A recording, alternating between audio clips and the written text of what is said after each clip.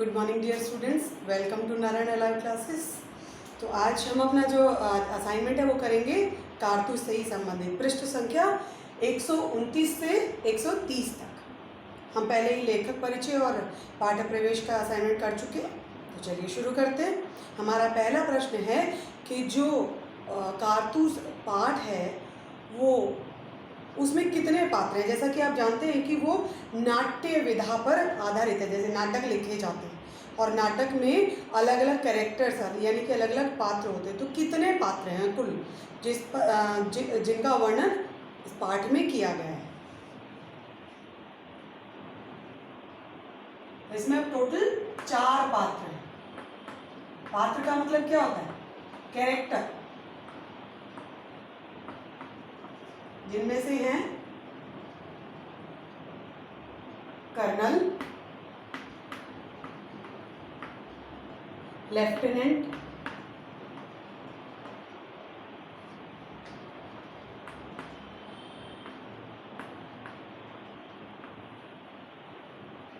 एक सिपाही और घुड़सवार।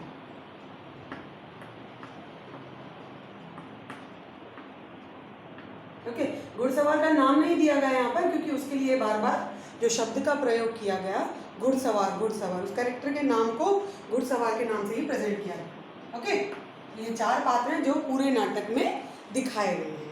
हमारा अगला प्रश्न है कि ये जो घटना है जिस पर आधारित ये नाटक लिखा गया है वो किस वर्ष में घटी थी। और ये एक सच्ची कहानी पर सच्ची घटना पर आधारित है ये जो पाठ है। तो किस वर्ष का वर्णन है, किस वर्ष की घटना का वर्णन है? सन 1799। ओके, सन 1799 की घटना है। हमारा तीसरा प्रश्न है यह घटना कहाँ घटी। अब समय पूछ दिया, अब जगह पूछ रहे कि आखिर कौन सी जगह की बात की गई है। यह घटना जो है गोरखपुर के जंगल में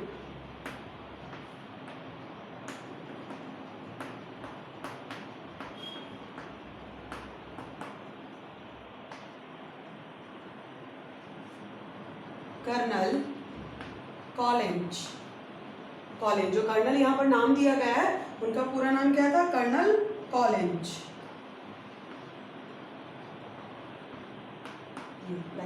बिंदी आएगी यहाँ पर। कॉलिंज के खेमे बोलते हैं कैंप, जो टेंट लगा कर रखते हैं। खेमे का अंदरूनी हिस्सा मतलब जब कैंप लगाते हैं तो उसके अंदर का वर्णन है। जो एक चौंकाने वाली जो घटना हुई उस कैंप के अंदर हुई। जैसे हम किसी के घर के अंदर बोलते हैं तो उस कैंप के अंदरूनी हिस्से में हुई थी।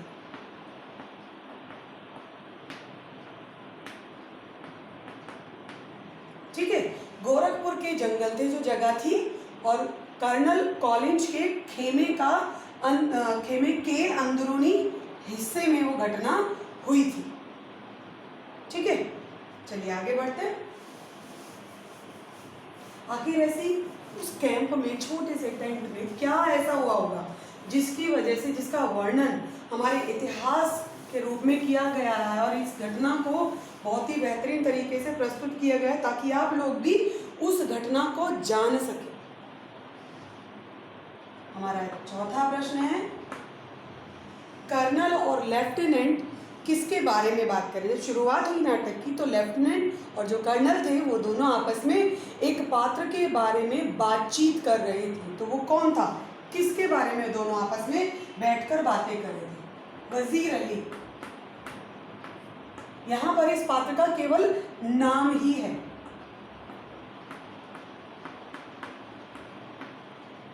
वजीर अली के बारे में वो लोग बात कर रहे थे क्योंकि वो खेमा स्पेशली लगाया उसी के लिए गया था, उसी जंगल के आसपास वजीर अली को पकड़ने के लिए। तो उसी के बारे में बातचीत कर रहे थे। आखिर वजीर अली है कौन, क्या है, कैसा है।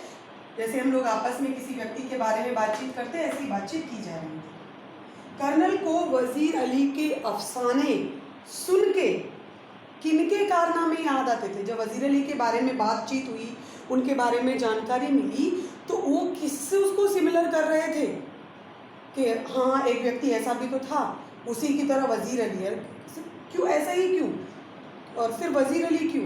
जब हम किसी के बारे में सुनते हैं तो किसी न किसी दूसरे व्यक्ति से उसकी तुलना ज़रूर की जाती है, जिसको हम उसके कामों की तरह बराबर मानते हैं कि उसने भी ऐसा किया, उसने भी ऐसा किया। तो किसके बारे में वर्णन किया जा रहा था? रॉबिन हुड के बारे में। यानी वज़ीर अली के कारनामों की तुलना रॉबिन हुड के कारनामों से की जा रही थी कि वज़ीर अली जैसे करता है, जैसा चतुर है, चालाक है, जांबाज है, वैसे ही रॉबिन हुड भी था। तो रॉबिन हुड के कारनामे जो है याद आ रहे थे। हमारा अगला प्रश्न है, कर्नल कॉलेज का खेमा जंगल में क्यों लगा हुआ था? यस, मैंने अभी अभी आपको बताया, वज़ीर अली को गिरफ्तार करने के लिए, पकड़ने के लिए, क्योंकि उस समय अंग्रेज़ों का शासन था और वो अंग्रेज़ों के खिलाफ था पूरी तरीके से और भाग गया था वहाँ से।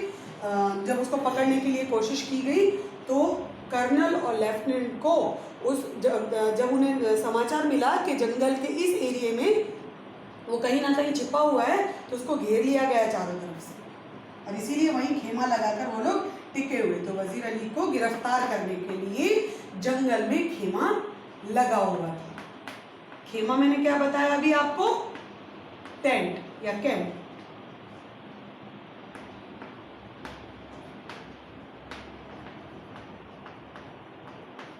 ठीक है, हमारा अगला प्रश्न है, सवाद अली को अवध के तख्त पर बिठाने के पीछे कर्नल का क्या मकसद था?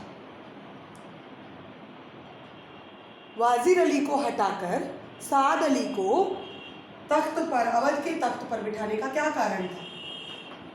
क्योंकि वज़ीर अली अंग्रेज़ों के कहे अनुसार कार्य करने के लिए तैयार नहीं था। वो पहले बहुत देशभक्त था और वो हमेशा देश के लोगों के लिए काम करना चाहता था।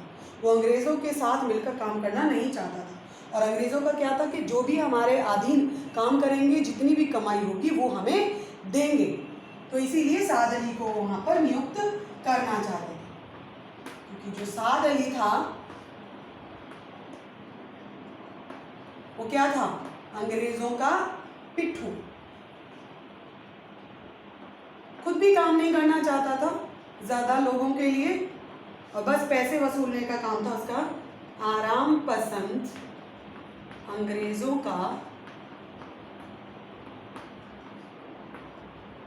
पिट्ठू था।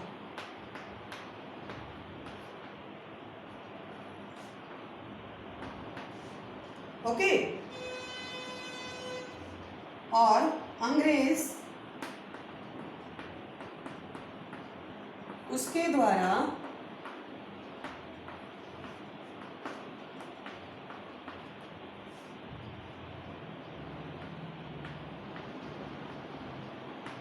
अवध की धन संपत्ति पर अपना अधिकार करना चाहता है। धन संपत्ति पर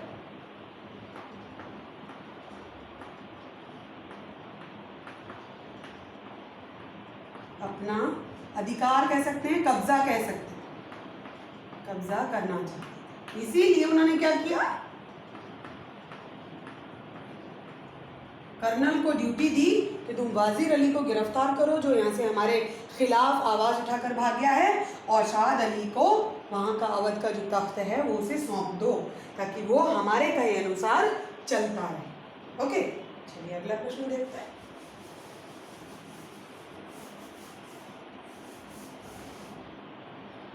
अंग्रेज़ों के शासन के समय जो हिंदुस्तानी थे उन लोगों ने नौकरियाँ की, जॉब की अंग्रेज़ों के अंदर रहकर, तो कहीं ना कहीं कुछ लोग मजबूर होकर उनकी नौकरी करते थे और अपने देश के लोगों को नुकसान पहुंचाते। लेकिन जब वज़ीर अली को लगा कि इससे मेरे देश का नुकसान है, तो उसने उसको इनकार कर दिया और उनके खिलाफ मोर्चा उठा दिया। अब अगला प्रश्न है कि अंग्रेज़ों ने किसको पद से हटाया और क्यों? मैंने अभी अभी आपको बताया कि वज़ीर अली को पद से हटाया। अंग्रेज़ों ने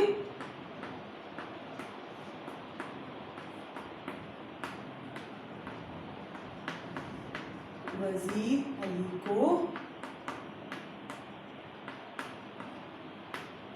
पद से हटाया।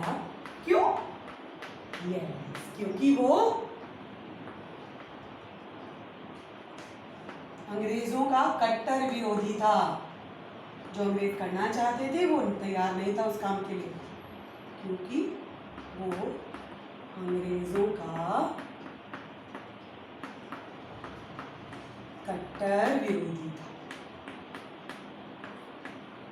कट्टर मतलब बहुत कड़ा, बहुत सख्ती से विरोधी था। अगला प्रश्न देखते हैं। वजीर अली की 2 चारित्रिक विशेषताएं बताइए। आखिर वजीर अली में कौन सी 2 खास बातें थी? पहला, वजीर अली सच्चा देशभक्त था। उसने देश के लिए लाखों की कमाई वाली अपनी जो नौकरी थी उसको भी छोड़ दिया था, लात मार दी थी उस नौकरी को भी। देशभक्त था। वह निडर, डरता नहीं था किसी से भी, निडर, साहसी, स्वाभिमानी,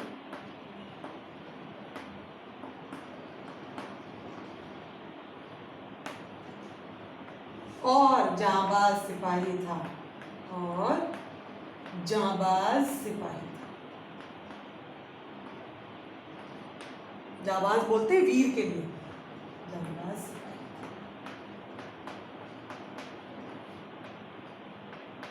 ओके, हमारा अंतिम प्रश्न है कि अफगानिस्तान के उस समय, उस शासनकाल के समय अफगानिस्तान के बादशाह कौन थे? शाहे जमा।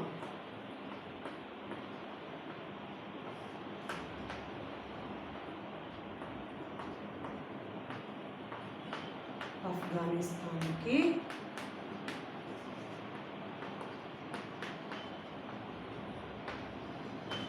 बादशाह थे, यानी अफगानिस्तान पर किसका शासन था? शाहे जमा।